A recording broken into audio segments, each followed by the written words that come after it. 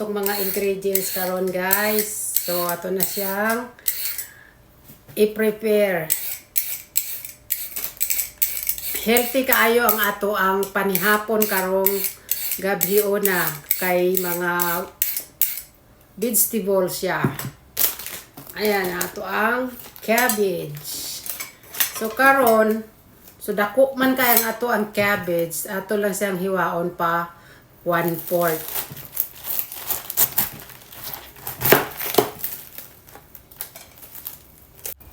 So mao ni siya atong unahon pag-slice ang ato ang cabbage. So dapat pinong-pino siya nga pagka-slice guys para pag ihalo na nato siya unya is madali lang siya kasi butangan pa nato siya og okonomiyaki powder. So dapat ingon ana kapag ka-slice. Perting pinuha tapos mapinong-pino gid siya na parang hindi na siya mahalata ni cabbage. Dali lang kain ni siya luto ng okonomiyaki guys kay mga gulay lang siya tapos healthy pa jud kaayo siya. Iba't ibang mga gulay. Ayan, ihalo na nato siya tanan unya. So, mao na pinakaganahan ako mag-slice gid ning cabbage no kay dali lang kaayo siya sliceon ba niya.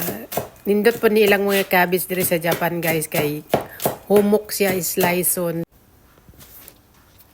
So karon kay na prepare naman nato ang ato ang mga gulay tanan no. Magpainit na taog butter, pwede po margarine diri sa atong hotto prito para pwede na ta magsalang sa ato ang okonomiyaki. So habang ginapainit nato ang ato ang butter diya sa atong hotto prito is mag-prepare ta ning mga gulay. Sulod nato siya sa gamay nga bowl tapos butangan nato siya atong tinunaw nga okonomiyaki powder nga butangan nako siya og tubig na with may timpla na siya nga kuan. Ang panimpla nila is yung Japanese hondashi guys na pampalasa, lami siya. So karon ato lang siyang imikos-mikos lang nato siya no. And then butangan nato siya atong kuan, mag-prepare andamo nato daan ang ato ang pang panimpla. So habang dugay-dugay pag gina sa kagipa, init pa nako ang butter nato sa ato ang kuan, sa ato ang lutuanan. So mekos-mekos lang tapos butangan na pud siya aning gitunaw nako nga powder niya. So ana lang ang proseso ana niya guys, dali lang kaayo. So murag dugay-dugay pag init ng butter no kay bago pa man ako nag-ion good, may pag-ion ako na daan ganina para dali lang siya ba. And then pagka okay na siya is ano pa ba ang mga kailangan? So taod-taod pa man tangan na nato siya og ganang itlog. So ang okonomiyaki guys, naagyud na sa itlog. Mao ginay proseso niya. So dapat di jud na mawa ang itlog no. So pagkahuman mekos-mekos nato ang itlog para nindot gid siya tan-awon ba. Lami siya basta na mekos og maayo ang itlog sa atong okonomiyaki. Nya sa murag tan-aw nimo nga murag lasaw pa siya guys is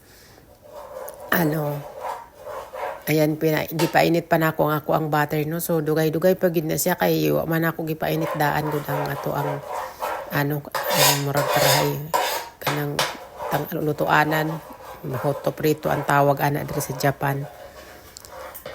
So wala pa gid siya matunaw guys. Mag imekos na tug maayo ding ato ang ingredients. So murag lasaw pa man gid siya no, punan pa nato siya gulay para lain man pugdang lasaw kay di nimo mabaliktad ba. So dapat tamang-tama lang gid ang pagkalapot. So init naman ibutang na nato ang ato ang first batch na okonomiyaki. So ayan. Kaya sa bowl ko siya nilagay guys para tamang-tama lang ang gidakon niya, dili kaayo siya dako kay ko hindi man gud nimo ikuan diha sa liit nga bowl. Dako siya lapad. Tapos butangan nato siya spring onion sa ibabaw. Tapos konting bitchin, tsansa lang guys ha. konting-konti lang talaga yung bitchin niya. Pampalasa lang din kasi wala man lasa yan eh. Konti lang. Tapos, lagyan natin ng maninipis. Jud siya nga karni. So, dapat ang karni nga inyong ibutang guys is yung nipis kaay siya. Kay kung baga manggod, dili siya maluto. Hilaw ang ilalom. So, yung mga ingon ana lang siya kanipis guys. Pang okonomiyaki, yun na siya nga karni.